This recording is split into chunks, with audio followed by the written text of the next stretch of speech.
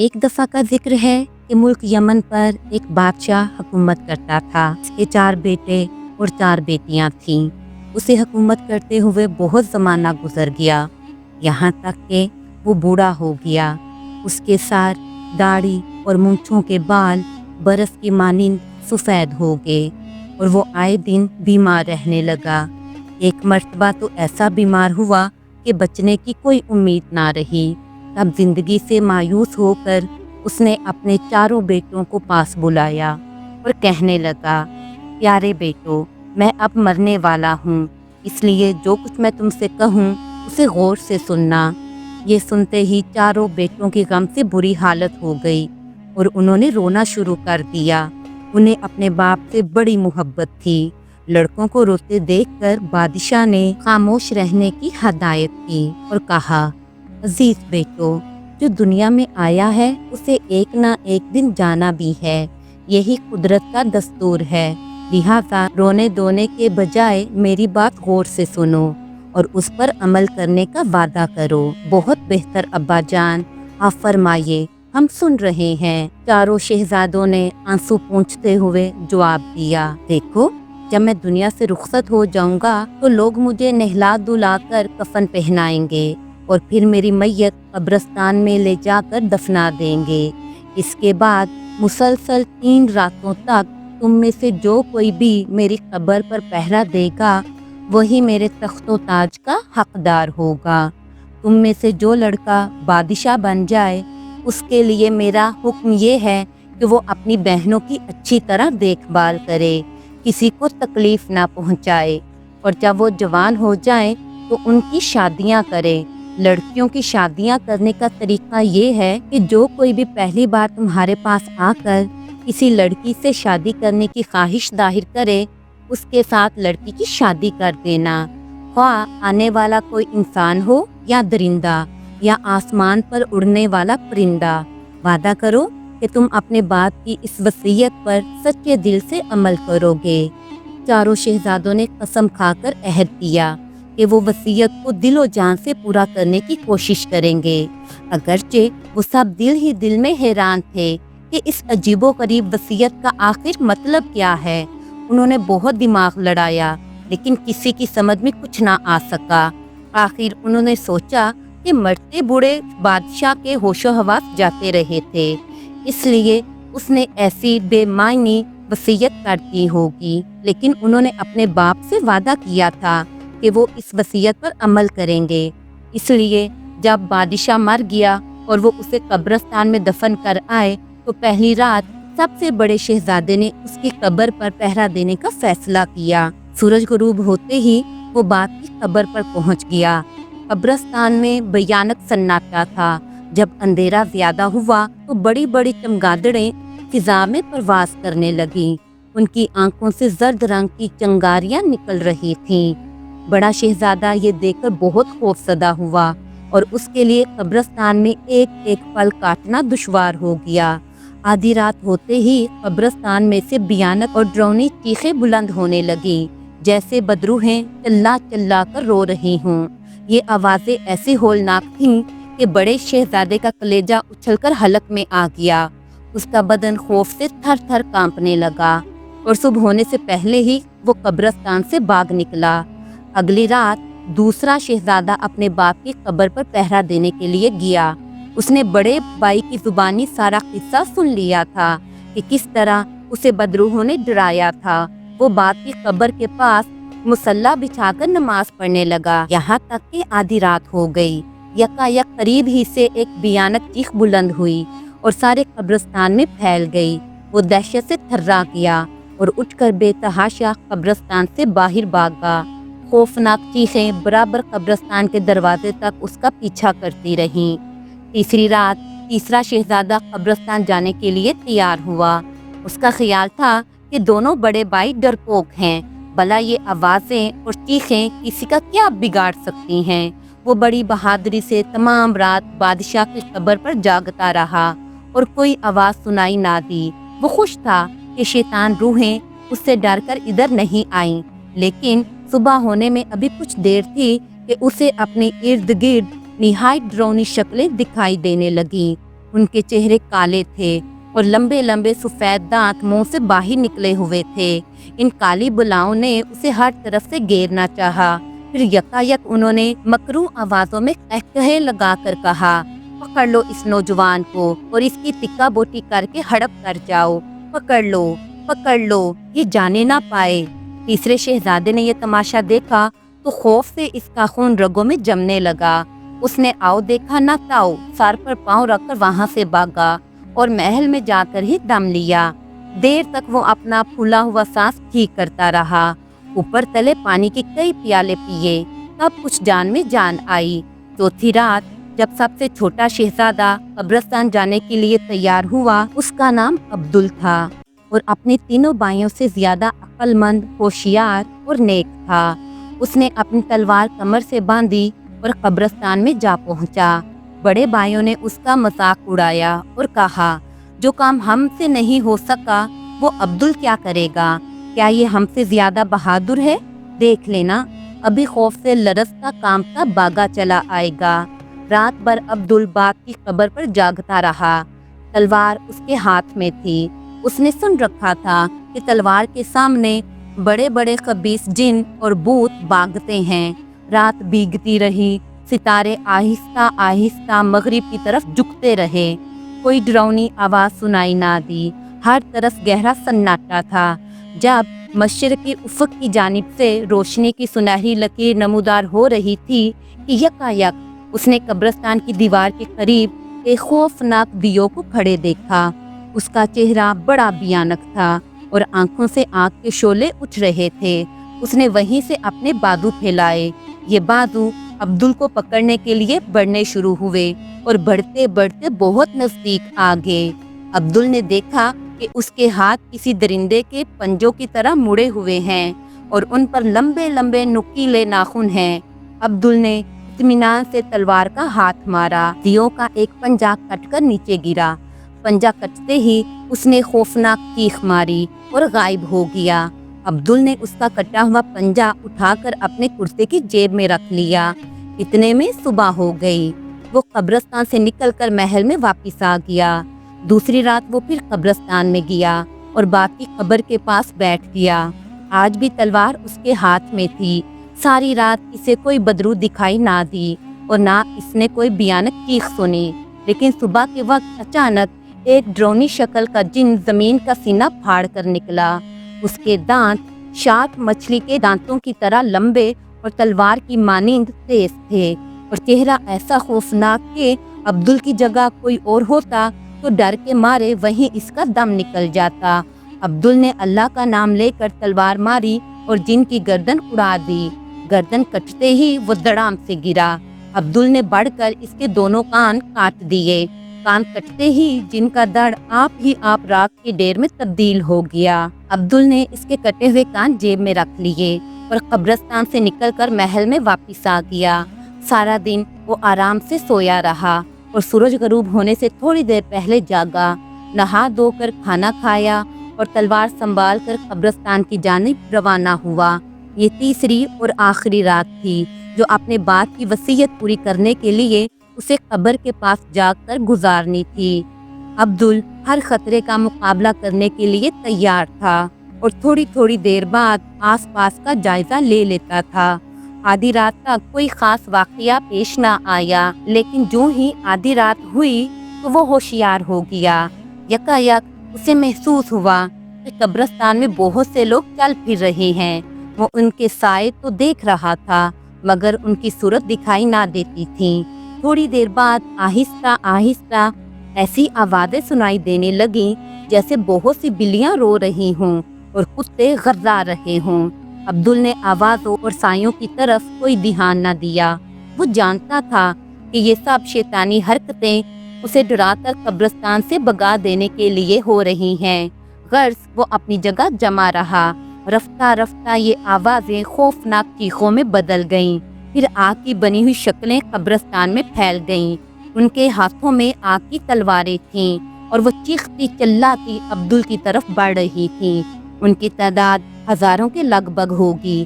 ایک لمحے کے لیے عبدل گھبرا گیا، لیکن پھر اس نے دل ہی دل میں अल्लाह को याद करना शुरू कर दिया। जब उसने नजर उठाकर देखा तो वो बुत खुद ब खुद गायब हो गए। फिर वो डरावनी आवाजें भी थम गईं। अब्दुल दोबारा अपने बाप की कब्र के पास आकर बैठ गया। सुबह होने तक कोई वाकया पेश ना आया। अभी सूरज की पहली किरण ने आसमान को छुआ ही था कि एक बहुत बड़ा जिन नमूदार हुआ। उसके बदन पर लंबे लंबे सियाह बाल थे और चेहरे पर 4 बड़ी बड़ी आंखें। वो अपना मुंह खोलकर अब्दुल को निगलने का इरादा ये हुए था कि अब्दुल ने इस फुर्ती से तलवार मारी कि जिन की गर्दन कट कर जमीन पर गिरी। अब्दुल ने उसकी बड़ी सी नाक काट कर जेब में रख ली। नाक कटते ही जिन का धड़ आग में जलकर राख हो गया। अब्दुल खुशी खुशी महल में वापस आया। चूंकि उसने अपने बाप की वसीयत पूरी कर दी थी, इसलिए उसे शाही लिबास पहनाकर तख्त पर बिठा दिया गया और तमाम दरबारियों ने नजर पेश की। इसके तीनों बड़े भाइयों ने भी उसे मुल्क का बादशाह मान लिया। अब्दुल को बादशाह बने कई महीने गुजर गए, फिर कई बरस बीत गए। उसके अहद में रियाया खुशहाल थी। हर तरफ अमनो अमान का दौर दौरा था। किसी को बादशाह से कोई शिकायत ना थी। वो सब के दुख दर्द में शरीक था और हर एक के साथ इंसाफ से पेश आता। इस दौरान में बादशाह अब्दुल की चारों बहनें जवान हो चुकी थीं और अब वो जल्द से जल्द उनकी शादियां करवा देना चाहता था। लेकिन मुश्किल ये थी कि शहजादियों की हैसियत के मुताबिक रिश्ते कहाँ तलाश करे। फिर उसे अपने बाप की अजीब वसीयत का ख्याल भी आता, जिसने मरते वक्त कहा था कि जो कोई भी पहली बार तुम्हारे पास आकर किसी लड़की से शादी करने की ख्वाहिश जाहिर करे, उसी के साथ उसकी शादी कर देना। ख्वाह आने वाला कोई इंसान हो या दरिंदा या आसमान पर उड़ने वाला परिंदा। एक दिन बादशाह अब्दुल अपने दरबार में बैठा लोगों के मुकदमे सुन रहा था कि एक खौफनाक सूरत का शेर वहां आया। उसे देखते ही सब दरबारी और पहरेदार डर कर भाग खड़े हुए, लेकिन बादशाह अब्दुल अपनी जगह बैठा रहा। शेर ने उसके करीब आकर दुम हिलाई, हल्की आवाज में कतराया और कहने लगा, आदाब ए बादशाह अब्दुल, मैं तेरे पास एक दरख्वास्त लेकर हाजिर हुआ हूँ। उम्मीद है अपने मरहूम वालिद की वसीयत पर अमल करते हुए मेरी ये दरख्वास्त कबूल करोगे। बयान करो, तुम्हारी दरख्वास्त क्या है? बादशाह अब्दुल ने कहा, अगर मैं इस काबिल हुआ तो तुम्हारी दरख्वास्त जरूर कबूल करूंगा। मैं आपकी सबसे बड़ी बहन से शादी करना चाहता हूँ, बस यही मेरी दरख्वास्त है। मगर ये कैसे मुमकिन है कि एक लड़की की शादी जंगल के दरिंदे से कर दी जाए? बादशाह अब्दुल ने हैरत से कहा, कभी ऐसा हुआ भी है? जनाब, आप अपने वालिद की वसीयत याद कीजिए, उन्होंने आपको क्या हदायत की थी? शेर ने जवाब दिया, बहुत बेहतर, मैं अपने बाप की वसीयत पूरी करूंगा। बादशाह अब्दुल ने कहा और उसी वक्त अपनी सबसे बड़ी बहन की शादी शेर के साथ कर दी। शेर उसे अपने साथ ले गया। वक्त गुजरता गया।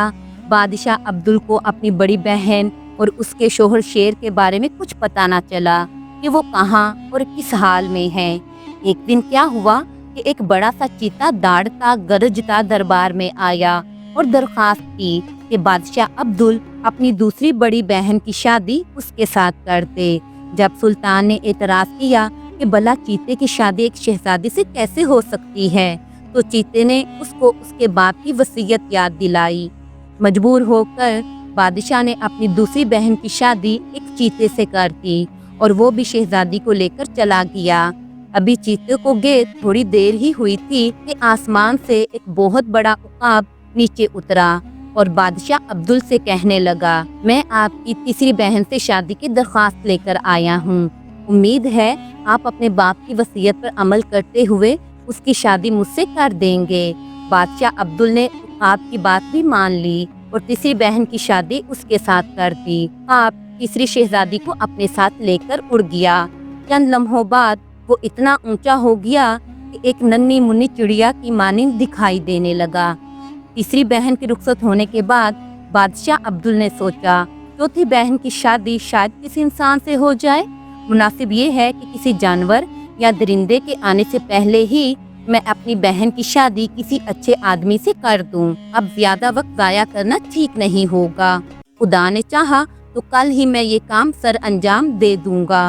अगले रोज बादशाह दरबार में आकर तख्त पर बैठा ही था कि एक दियो बेशकीमत कपड़े पहने हुए नमूदार हुआ। उसके हाथों पर लंबे लंबे बाल थे, लेकिन उंगलियों में निहायत कीमती अंगूठियां थीं। दियो ने आते ही बादशाह अब्दुल से कहा कि वो चौथी शहजादी से शादी करने का ख्वाहिशमंद है और उसे उम्मीद है कि बादशाह अब्दुल इनकार नहीं करेगा, क्योंकि उसे अपने बाप से किया हुआ वादा पूरा करना है। बादशाह ने चौथी बहन की शादी दियो से कर दी और वो उसे अपने साथ लेकर चला गया। इन अजीबो गरीब शादियों से पूरे मुल्क में रंजो गम की लहर दौड़ गई। राया को चारों शहजादियों से बहुत मोहब्बत थी और कोई शख्स भी ये नहीं चाहता था कि ऐसी खूबसूरत शहजादियों की शादियां शेरों, चीतों, उकाबों और दियों से की जाएं। मगर लोगों को मरहूम बादशाह की वसीयत का भी पूरा पूरा इल्म था और वो जानते थे कि उसकी हर बात हिकमत और दानाई से खाली नहीं होती थी। चुनाचे लोग कुछ अरसे रो दो कर खामोश हो रहे। कई बरस बीत गए, शहजादियों की कोई खैर खबर मालूम ना हुई। उधर बादशाह अब्दुल शहजादियों के रुखसत होने के बाद बहुत रंजीदा था। उसकी तन्हाई दूर करने की खातिर वजीरों अमीरों ने ये तजवीज़ पेश की कि अब बादशाह को शादी कर लेनी चाहिए ताकि शहजादियों के जाने से महल की खोई हुई रौनकें वापस आ जाएं। बादशाह ने शादी की तजवीज़ मंजूर कर ली, मगर सवाल ये था कि वो अपने लिए ऐसी बीवी कहाँ तलाश करे जो खूबसूरत भी हो और वफादार भी, और जो अपनी मीठी मीठी बातों से उसका दिल बहलाया करे। बादशाह की सल्तनत से कई सौ कोस दूर पहाड़ों की बुलंद चोटियों पर एक आलीशान किला था और इसमें एक खूबसूरत शहजादी रहती थी। उसका नाम शहजादी अंबर था। अंबर के माँ बाप इंतकाल कर चुके थे और अब वो इस किले में अकेली रहती थी। सल्तनत का काम वजीर के जिम्मे था, लेकिन वो हर काम शहजादी अंबर से मशवरा करके किया करता था। शहजादी की ख्वाबगाह में इसकी मसहरी के ऐन सामने वाली दीवार पर एक सुनहरी आईना लगा हुआ था। ये आईना शहजादी को उसकी एक खाला ने तोहफे में दिया था, जो तमाम मुल्क में एक दना औरत के नाम से मशहूर थी। ये तिलिस्मी सुनहरी आईना भी उसी ने बनाया था।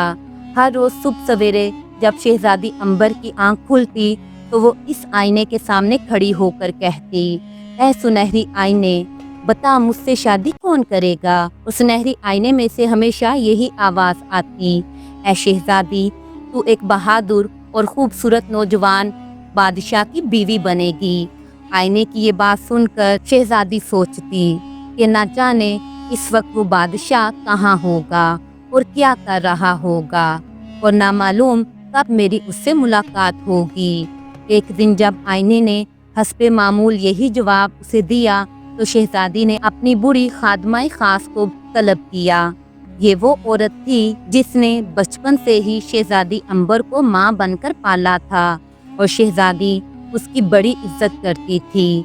जब खादिमा खास आई तो शहजादी ने उससे कहा, अम्मा जान, मैं इस किले में अकेली पड़े पड़े उकता गई हूँ। आप तो जानती हैं कि सल्तनत का सारा काम वजीर ने संभाल रखा है। राया भी खुश है। अब मैं चाहती हूँ कि इस किले से निकलकर बाहर की दुनिया देखूं। इससे एक तो मेरा दिल बहलेगा, दूसरा मेरे इल्म में भी इजाफा होगा।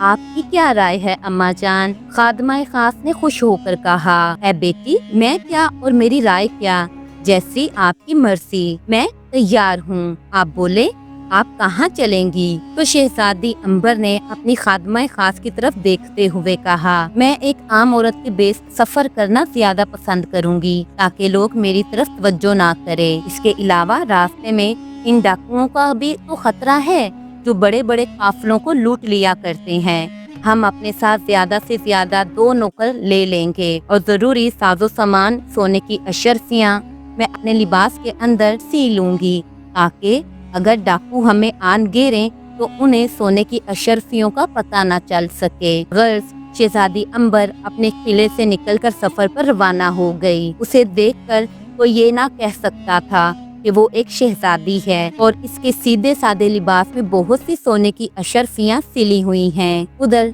यकायक बादशाह अब्दुल का दरबार में बैठे बैठे जी घबराया।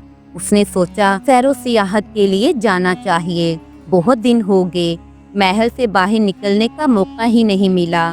चुनाचे उसने अपने एक वजीर को साथ लिया और वो घोड़ों पर सवार होकर महल से बाहर निकले। इत्तेफाक से बादशाह और उसका वजीर उसी रास्ते पर आ गए जहाँ से शहजादी अंबर का छोटा सा काफिला गुजर रहा था। शहजादी के नौकरों ने बादशाह को बताया कि सुना है रास्ते में डाकू लुटेरे रहते हैं, ऐसा न हो वो हमें घेर लें। अगर ऐसा हुआ तो हम क्या करेंगे? तो बादशाह अब्दुल ने कहा कि हम आपकी हिफाजत करेंगे। वजीर ने जवाब दिया कि ये ख्याल बहुत अच्छा है, हमें इन औरतों की हिफाजत करनी चाहिए।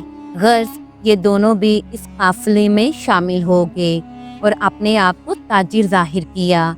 उन्होंने शहजादी अंबर को बताया कि वो अक्सर सफ़र करते रहते हैं और इन रास्तों से अच्छी तरह वाकिफ हैं। शहजादी अंबर ने उन्हें बड़ी खुशी से अपने साथ सफ़र करने की इजाज़त दे दी और यूं रास्ता तय होने लगा। अभी तक बादशाह अब्दुल और उसका वजीर शहजादी अंबर की सूरत देखने ना पाए थे, क्योंकि उसने अपना चेहरा सियाह नकाब में छुपा रखा था। अलबत्ता शहजादी ने बादशाह अब्दुल को अच्छी तरह देखा और उसे ये शरीफ नौजवान बहुत अच्छा लगा। रास्ते में शहजादी अंबर को प्यास लगी तो उसने पानी पीने के लिए अपना नकाब मुंह से जरा सा सरकाया तो बादशाह अब्दुल ने शहजादी अंबर की एक झलक देख ली। उसने दिल में ये कहा, ये चेहरा तो किसी शहजादी का ही हो सकता है, मैं किसी लड़की से शादी करूंगा।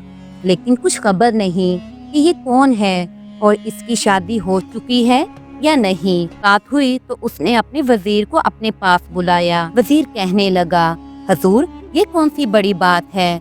वो एक आम औरत है। जब उसे पता चलेगा कि आप एक मामूली सौदागर नहीं एक बादशाह हैं तो वो खुशी खुशी आपसे शादी करने के लिए तैयार हो जाएगी। बहरहाल तुम इसके बारे में अता पता करो कि ये कौन है। बादशाह अब्दुल ने कहा, मेरी राय में उसकी बूढ़ी मुलाजमा खास से सारा हाल दरियाफ्त करो और फिर मुझे बताओ कि उसने क्या कहा। आपके हुक्म की तामील की जाएगी आलीजां, वजीर ने गर्दन झुकाकर कहा और अगले रोज सीधा बूढ़ी मुलाजमा खास के पास जा पहुंचा। सलाम अम्मा जान, मिजाज तो अच्छे हैं आपके, कोई खिदमत मेरे लायक हो तो बयान फरमाइए। मैं और मेरा साथी हर तरह आपकी खिदमत बजा लाने के लिए तैयार हैं। वजीर ने बूढ़ी मुलाजमा खास से कहा। बूढ़ी मुलाजमा खास ने उसे दुआएं दी और अपने पास ही बिठा लिया। फिर दोनों में बातें होने लगी। आखिर वजीर ने उससे शहजादी अंबर के बारे में सब कुछ मालूम कर ही लिया। फिर वो उस बूढ़ी मुलाजमा खास से इजाजत लेकर बादशाह अब्दुल के पास आया और कहने लगा, लीजिए हजूर, मुबारक हो। मैंने इस खातून के बारे में उसकी मुलाजमा खास से सब बातें मालूम कर ली हैं। उसका नाम शहजादी अंबर है और वो भी एक सल्तनत की मालिक है। इसकी ख्वाबगाह में एक सुनहरी आईना लगा हुआ है जो उसको हर रोज ये बताता है कि उसकी शादी एक बादशाह से होगी। ये सुनकर बादशाह अब्दुल ने खुश होकर कहा कि इस मामले पर मुझे खुद शहजादी अंबर से बात करनी चाहिए। वो मौका की तलाश में रहा मगर ये मौका उसे ना मिल सका, क्योंकि शहजादी की हिफाजत हर वक्त उसके मुलाजिम करते थे और बूढ़ी मुलाजमा खास भी उसके करीब ही बैठी रहती थी। कुछ दिनों बाद चलते चलते इनका काफिला काफी दूर निकल गया और वो एक ऐसी जगह जा पहुँचे जहाँ ठंडे पानी के चश्मे और खजूरों के दरख्त थे। उसके अलावा वहाँ अंगूरों के भी बहुत से बाग थे। सारा इलाका निहायत खूबसूरत और सरसब्ज था। अभी वो रास्ते ही में थे कि एक जबरदस्त तूफान आया। बिजली की कड़क और बादलों की गरज से दिल दहले जाते थे। हर तरफ गुप्त अंधेरा था और हवा हर लम्हा तेज होती जा रही थी। बादशाह और वजीर के घोड़े भी रस्सियां तुड़ाकर भाग गए और शहजादी अंबर का ऊंट और नौकरों की सवारी भी डर कर फरार हो गए। बूढ़ी मुलाजमा खास ने इस मुसीबत से घबराकर दाढ़े मार मार कर रोना शुरू कर दिया। शहजादी अंबर उसे दिलासा दे रही थी कि अम्मा जान हौसला रखे, खुदा हमारा निगहबान और मुहाफिज है। वो ज़रूर हमारी मदद करेगा। सुने, मेरे पास एक हीरा है जो मुझे मेरी मरहुमा माँ ने दिया था। उसमें ये खूबी है कि वो हर मुसीबत में काम आता है। ये कहकर शहजादी ने वो हीरा बाहर निकाला और अपने मुलाज़िम खास को दिखाया। उसमें से रोशनी की किरणें सी फूट रही थी। भला ये हीरा हमारे क्या काम आएगा? मुलाज़िम खास ने मुंह बनाकर कहा, अभी आपको इसका करिश्मा दिखाती हूँ। शहजादी अंबर ने कहा और उस हीरे को रगड़ना शुरू कर दिया। हीरे को रगड़ते ही एक जोर का धमाका हुआ और एक हैबतनाक शक्ल का दियो नमूदार होकर शहजादी के सामने आन खड़ा हुआ। उसे देखते ही बूढ़ी मुलाज़िमा खास ने डर कर चीख मारी और बेहोश हो गई। ये दियो वही था जिसने बादशाह अब्दुल की चौथी बहन से शादी की थी, लेकिन शहजादी अंबर को इस बारे में कुछ पता ना था। फरमाइए, मैं आपकी क्या खिदमत बजा लाऊं? दियो ने अदब से झुककर कहा, हमें जल्द अज जल्द किसी महफूज मुकाम पर पहुंचाओ। शहजादी अंबर ने हुक्म दिया। बहुत बेहतर, दियो ने कहा, मैं आप सबको अपने घर ले चलता हूँ। वहाँ आप हिफाजत से रहेंगे। यकायक काफले वालों ने महसूस किया कि ज़मीन उनके कदमों तले से खिसकती जा रही है और वो फिजा में बुलंद होते चले जा रहे हैं। खौफ से उन्होंने अपनी आंखें बंद कर लीं। उनमें बादशाह अब्दुल और उसका वजीर भी शामिल थे। थोड़ी देर बाद उनके पांव ज़मीन से लगे और सब ने आहिस्ता आहिस्ता आंखें खोल दी। क्या देखते हैं कि वो एक खूबसूरत वादी में खड़े हैं जिसके चारों तरफ ऊंचे ऊंचे बर्फानी पहाड़ हैं। वादी के दरमियान में एक शानदार महल बना हुआ था जिसके इर्द गिर्द निहायत हसीन बाग थे। वो दियो उन्हें इस महल में ले गया। इतने में एक खूबसूरत औरत महल में से निकलकर सामने आई और बादशाह अब्दुल ने हैरत से देखा कि वो तो उसकी बहन थी। भाईजान, वो खुशी से चिल्लाई और बादशाह अब्दुल के गले से लिपट गई। हमारे मकान में तुम्हारा आना मुबारक हो। खुदा की पनाह, तुम यहाँ रहती हो? बादशाह ने कहा, क्या वो दियो जो हमें मुसीबत से निकाल कर लाया तुम्हारा ही शोहर है? मैंने उसे पहचाना नहीं। हाँ भाईजान, वो मेरा शोहर है और मैं इससे बहुत खुश हूँ। मुझे इससे अच्छा शोहर नहीं मिल सकता था। खुदा का शुक्र है कि तुम उससे खुश हो, वरना मैं तो डरता था कि न जाने ये दियो तुम्हारे साथ क्या सलूक करे। अगर अब्बा जान की वसीयत ना होती तो शायद मैं तुम्हारी शादी कभी उसके साथ करने पर रजामंद ना होता, मगर अब सोचता हूँ तो एहसास होता है कि अब्बा जान की इस वसीयत में ज़रूर कोई हिकमत छुपी हुई है। खुदा मालूम हमारी बाकी तीनों बहनें कहाँ और किस हाल में हैं। भाईजान, जिस बहन की शादी आपने जंगल के बादशाह शेर के साथ की थी वो यहाँ से करीब ही रहती है। चाहो तो उससे मिल सकते हो। ये सुनकर बादशाह अब्दुल बहुत खुश हुआ। उन्होंने 3-4 दिन इस महल में क़याम किया। बादशाह की बहन और उसके शोहर दियो ने सब की खातर मदारत की और शहजादी अंबर और बूढ़ी मुलाज़िमा खास और उसके नौकरों को नए कपड़े बना कर दिए। सवारी के लिए ऊँट और घोड़े भी मुहैया किए गए। इसके बाद इन सब ने मेहरबान दियो से इजाज़त ली और शेर के मकान की जानिब रवाना हुए जहाँ बादशाह अब्दुल की सबसे बड़ी बहन रहती थी। एक दिन और एक रात सफ़र तय करने के बाद ये छोटा सा काफिला वादी से निकलकर एक घने जंगल में दाखिल हुआ। यहाँ दरख्तों की चोटियाँ आपस में मिली हुई थीं और शाखें इस कदर बड़ी बड़ी थीं कि सूरज की किरणों के लिए जंगल के अंदर जाने का रास्ता बंद हो गया था। इसीलिए यहाँ दिन के वक्त भी अंधेरा सा था। यकायक उन्हें जंगल के बीचों बीच एक आलीशान मकान दिखाई दिया। इस मकान के दरवाजे के पास शेर का बहुत बड़ा बुत रखा हुआ था। बादशाह अब्दुल समझ गया कि ये वही मकान है जिसमें उसकी बड़ी बहन का शोहर रहता है। बादशाह ने आगे बढ़कर दस्तक दी।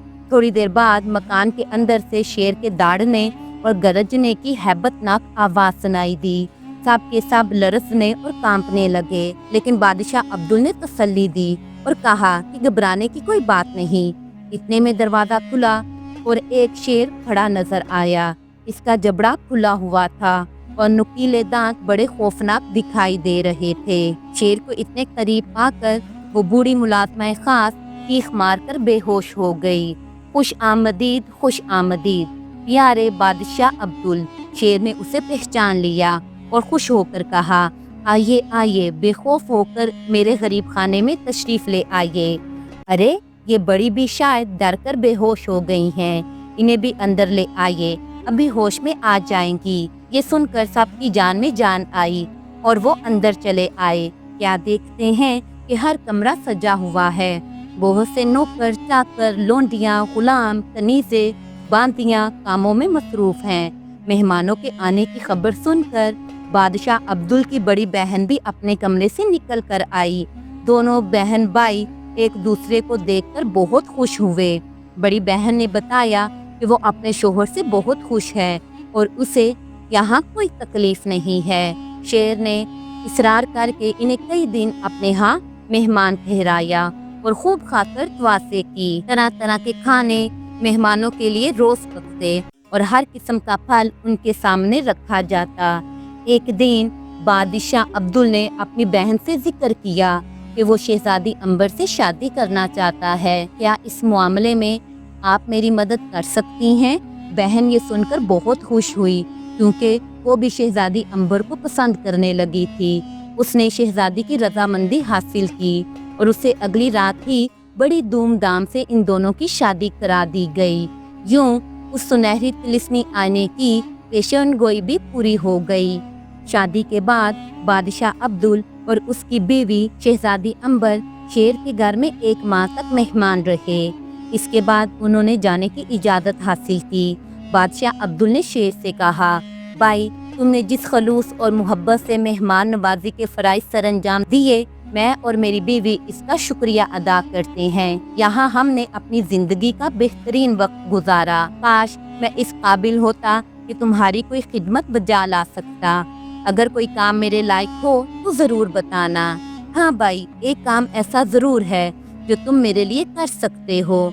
शेर ने ठंडी आह भर कर कहा, अगर तुम्हें कहीं से किसी दियो का कटा हुआ पंजा मिल जाए तो लेते आना, ताकि मैं इसको आग में फेंक कर अपनी असली इंसानी सूरत में वापस आ सकूं।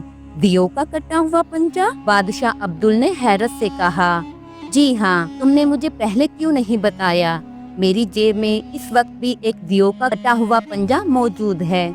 इसको मैंने इस कब्रिस्तान में हल्लाक किया था जहाँ मेरे बाप की कब्र है।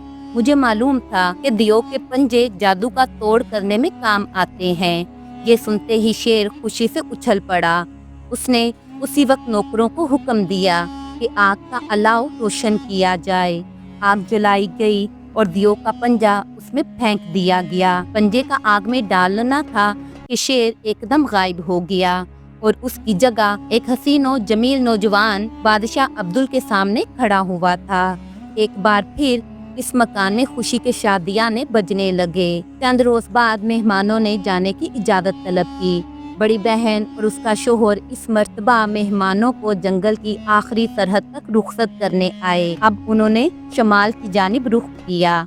5 दिन और 5 रातें चलने के बाद वो एक बहुत बड़े किले के दरवाजे पर पहुँचे। ये दरवाजा लोहे का बना हुआ था और किले की दीवार पर उन्होंने एक सियाह चीते की तस्वीर बनी हुई देखी। चीते के काले जिस्म पर सफेद सफेद धब्बे पड़े हुए थे। बादशाह अब्दुल ने दरवाजे पर दस्तक दी। एक चौकीदार ने दरवाजा खोला और पूछा, क्या काम है? हम मुसाफिर हैं, बादशाह अब्दुल ने कहा। चंद दिन इस किले में ठहरने के इरादे से इधर आए हैं। इस किले का मालिक और मेरा आका एक चीता है। आप लोग यहीं रुकिए, मैं अभी अपने आका को इत्तला देता हूँ, वही आपका इस्तकबाल करेंगे। इस किले का मालिक एक चीता है? बादशाह अब्दुल ने अपनी बीवी शहजादी अंबर से कहा, मुमकिन है ये वही चीता हो जिससे मेरी दूसरी बहन की शादी हुई थी। इतने में सियाह रंग का एक बड़ा सा चीता दौड़ता हुआ आया। बादशाह अब्दुल ने उसे देखते ही पहचान लिया। ये उसकी दूसरी बहन का शोहर था। आइए आइए, तशरीफ लाइए, चीते ने खुशी से उछलते हुए कहा। मेरी बड़ी खुशनसीबी है कि आप यहाँ आए। अंदर चलिए और अपनी बहन से मिलिए, वो आपको बहुत याद करती है। بادشاہ عبدل اور اس کے ساتھی قلعے میں چلے آئے اور وہاں کی چہل پہل دیکھ کر حیران ہوئے۔ عبدل اپنی دوسری بہن سے ملا۔ اس نے عبدل کو بتایا کہ وہ اپنے شوہر چیتے کے ساتھ بڑی شاندار زندگی بسر کر رہی ہے اور اسے یہاں کوئی تکلیف نہیں ہے۔ تب عبدل نے بڑی بہن اور اس کے شوہر شیر سے ملنے کی داستان سنائی۔ آخر میں یہ بھی بتایا کہ کس طرح شیر اپنی اصلی انسانی صورت میں واپس آیا اور ایک خوبصورت نوجوان بن گیا۔ چیتے نے یہ کہانی سن کر گردن ہلائی اور اس کی آنکھوں سے ٹپ ٹپ آنسو گرنے لگے۔ عبدل نے پوچھا، بھائی تم کیوں روتے ہو؟ اگر میں تمہارے کسی کام آ سکتا ہوں تو بتاؤ، شاید میں تمہارا غم دور کر سکوں۔ میری سوتیلی ماں نے بچپن میں مجھ پر جادو کیا اور میں انسان سے ایک خوفناک چیتا بن گیا۔ اب دوبارہ مجھے اصلی صورت پر لانے کی ایک ہی تدبیر ہے۔ چیتے نے کہا، کیا تدبیر ہے؟ جلدی بتاؤ۔ بادشاہ عبدل نے پوچھا، اگر کسی جن کی کٹی ہوئی ناک نمک ملے ہوئے پانی میں ڈال دی جائے اور میں اس پانی سے نہاؤں تو اپنی اصلی شکل میں واپس آ سکتا ہوں، لیکن افسوس کہ جن کی کٹی ہوئی ناک حاصل کرنا ناممکن ہے، مگر میرے لیے آسان ہے۔ بادشاہ عبدل نے کہا، ایک جن کی کٹی ہوئی ناک اس وقت بھی میری جیب میں موجود ہے۔ یہ سنتے ہی چیتا خوشی سے اچھلنے کودنے لگا۔ اسی وقت ایک بڑے سے برتن میں پانی لایا گیا۔ پہلے اس میں نمک حل کیا گیا، اس کے بعد بادشاہ عبدل نے اس میں جن کی کٹی ہوئی ناک ڈال دی۔ ناک کا پانی میں گرنا تھا کہ پانی ایک دم کھولنے لگا۔ سب لوگ دم بخود کھڑے یہ عجیب تماشا دیکھ رہے تھے۔ دیر تک ابلنے اور کھولنے کے بعد پانی آہستہ آہستہ ٹھنڈا ہونے لگا۔ ٹھنڈا ہونے کے بعد اسے چیتے کے بدن پر ڈالا گیا۔ تھوڑی دیر ہی کے بعد سیاہ چیتے کی بجائے ایک خوبصورت نوجوان کھڑا مسکرا رہا تھا۔ اس نے جھٹ بادشاہ عبدل کو اپنے گلے سے لگا لیا اور اس کا شکریہ ادا کیا۔ کئی دن تک چیتے کے آدمی بننے کی خوشی میں قلعے کے اندر جشن منایا گیا۔ اس کے بعد بادشاہ عبدل اور شہزادی امبر نے اپنے میزبانوں سے رخصت ہونے کی اجازت طلب کی اور پھر ایک بار اپنی انجانی منزل کی طرف روانہ ہو گئے۔ چلتے چلتے وہ پہاڑوں سے گری ہوئی ایک سنسان وادی میں جا پہنچے۔ یہاں آدم تھا نہ آدمزاد، ہر طرف ایک ہو کا سا عالم، ایسی گہری خاموشی کہ آپ ہی آپ خوف آنے لگتا تھا۔ بادشاہ عبدل اور شہزادی امبر نے نہایت بیش قیمت کپڑے پہن رکھے تھے۔ ان کے علاوہ شہزادی کے پاس بہت سے زیور اور ہیرے جواہر بھی تھے۔ یہ سب تحفے انہیں چیتے نے انسان بننے کی خوشی میں دیے تھے۔ ان کے نوکر بھی مالا مال ہو گئے تھے۔ نفیس گھوڑے اور قیمتی اونٹ ان تحفوں کے علاوہ انہیں دیے گئے تھے۔ علی جاں، یہاں سے آپ کا ملک اب صرف ایک دن کی دوری پر ہے، وزیر نے بادشاہ عبدل کو بتایا، لیکن بہتر یہ ہے کہ اس سنسان وادی میں رکنے کی بجائے ہم بڑھتے چلے، کیونکہ یہاں ڈاکوؤں اور لٹیروں کا بڑا خطرہ ہے۔ وہ تو ٹھیک ہے، بادشاہ عبدل نے کہا، مگر یہ بھی تو دیکھو کہ ہم کس قدر تھک چکے ہیں۔ تھوڑی دیر آرام کر لیں، پھر آگے بڑھیں گے۔ ابھی یہ الفاظ بادشاہ عبدل کے منہ سے نکلے ہی تھے کہ پہاڑی راستوں سے 10-20 گھڑ سوار ایک دم نمودار ہوئے۔ ان کے چہرے کالی نقابوں میں چھپے ہوئے تھے اور ہاتھوں میں چمکتی ہوئی تلواریں تھیں۔ وہ شور و غل مچاتے ہوئے بادشاہ عبدل اور اس کے آدمیوں کو سنبھلنے کا موقع دیے بغیر ان کو گھیر چکے تھے، اور وہ سب لوگ ہکا بکا ان کی طرف دیکھ رہے تھے۔ جو کچھ بھی تمہارے پاس ہے نکال کر فوراً ہمیں دے دو، ڈاکوؤں کا سردار چلایا، ورنہ ہم تم سب کو چن چن کر قتل کر دیں گے۔ یہ سنتے ہی بادشاہ عبدل اور وزیر نے اپنی اپنی تلواریں نکال لیں اور ڈاکوؤں پر حملہ کر دیا۔ ڈاکوؤں کو ان دو آدمیوں سے ایسے حملے کی توقع نہ تھی۔ وہ سنبھل بھی نہ سکے اور دیکھتے ہی دیکھتے 4 ڈاکوؤں کی گردنیں کٹ کر دور جا گریں۔ اپنے ساتھیوں کو یوں قتل ہوتے دیکھ کر ڈاکوؤں کی آنکھوں میں خون اتر آیا اور ان کے سردار نے چیخ کر کہا، ساتھیوں، ان مسافروں کو لوٹ کر قتل کر دو، ایک بھی بچ کر جانے نہ پائے۔ مگر مسافروں کو لوٹنا اتنا آسان نہ تھا جتنا یہ ڈاکو سمجھ رہے تھے۔ شہزادی امبر اور اس کے دونوں نوکروں نے بھی تلواریں نکال لی تھی، البتہ وہ بوڑھی ملازمہ خاص चीख मार कर फिर से बेहोश हो चुकी थी। दोनों तरफ से तलवारें चलने लगी। शहजादी अंबर बड़ी महारत से तलवार के हाथ दिखा रही थी। इसने थोड़ी देर में ही 2 और डाकुओं को खाको खून में मिला दिया, लेकिन इतने डाकुओं का मुकाबला करना इन 4 आदमियों और एक औरत के बस की बात ना थी। जब तलवार चिल्लाते चिल्लाते बादशाह अब्दुल और उसके साथियों के बाजू शल हो गए और उन्हें अपनी मौत सर पर मंडलाती हुई दिखाई देने लगी, तो बादशाह ने दिल ही दिल में खुदा से मदद की दुआ मांगी। इसी लम्हे आसमान की बुलंदियों से बेशुमार बड़े बड़े उकाब बादू फैलाए नीचे उतरे और उन्होंने गजबनाक होकर डाकुओं पर हमला किया। उनमें एक उकाब सबसे बड़ा था। उसने डाकुओं के सरदार पर हमला किया और पंजों से उसकी दोनों आंखें निकाल दीं। डाकुओं का सरदार खून में नहा गया और अंधाधुंध घोड़े को दौड़ाता हुआ भाग गया।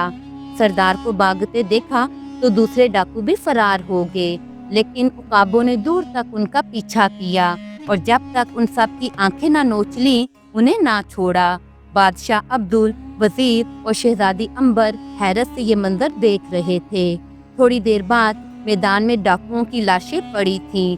उकाब जिधर से आए थे उधर एक एक करके वापस चले गए, लेकिन सबसे बड़ा उकाब आहिस्ता आहिस्ता उड़ता हुआ बादशाह अब्दुल की जानिब आया और एक पत्थर पर बैठ गया। इस वक्त अब्दुल ने उसे पहचान लिया। ये वही उकाब था जिससे उसकी तीसरी बहन की शादी हुई थी। भाई उकाब, हमारी जान बचाने का शुक्रिया। अगर तुम वक्त पर ना पहुंचते तो ये जालिम हमारी तिक्का बोटी कर डालते। इसमें शुक्रिया की क्या बात है? भाई अब्दुल, ये तो मेरा फर्ज था। कहो इधर कैसे तशरीफ लाए? तब बादशाह अब्दुल ने उकाब को शुरू से आखिर तक सारी कहानी सुनाई। आखिर में उकाब ने रंजीदा लहजे में कहा, काश मैं भी अपनी असली सूरत में वापस आ सकता, लेकिन ये काम नामुमकिन नहीं तो मुश्किल जरूर है। मुझे बताओ भाई उकाब, शायद मैं तुम्हारे किसी काम आ सकूं। बादशाह अब्दुल ने जल्दी से कहा, एक मक्कार चुड़ैल ने मुझे जादू के जोर से उकाब बना दिया, वरना मैं भी तुम जैसा इंसान था। उकाब ने रोते हुए कहा, अब वो सूरत दोबारा तभी मिल सकती है कि किसी जिन के कान मेरे जिस्म से हुए, तब मैं इंसान बन सकता हूँ। मगर जिन के कान हासिल करना बहुत दुश्वार है, लेकिन मेरे लिए दुश्वार नहीं है। बादशाह अब्दुल ने फौरन कहा, खुश हो जाओ भाई उकाब कि तुम्हारी मुसीबत के दिन कट गए। जिनके कान मेरी जेब में मौजूद हैं। इसने कान जेब से निकाल कर उकाब के परों से लगा दिए। पलक झपकते में उकाब एक खूबसूरत नौजवान में बदल गया। दोनों खुशी से लिपट गए।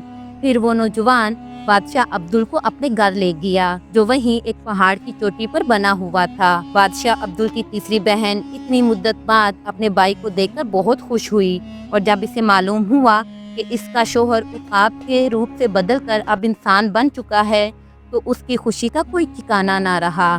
3 रोज तक उकाब नौजवान के घर में क़ियाम करने के बाद बादशाह अब्दुल और उसकी बीवी शहजादी अंबर वहां से रवाना हुए और इस मुल्क में आए जहां बादशाह अब्दुल की हुकूमत थी। राया ने उनका शानदार इस्तकबाल किया। बरसों तक दोनों अपने इस मुल्क पर हुक्मरानी करते रहे।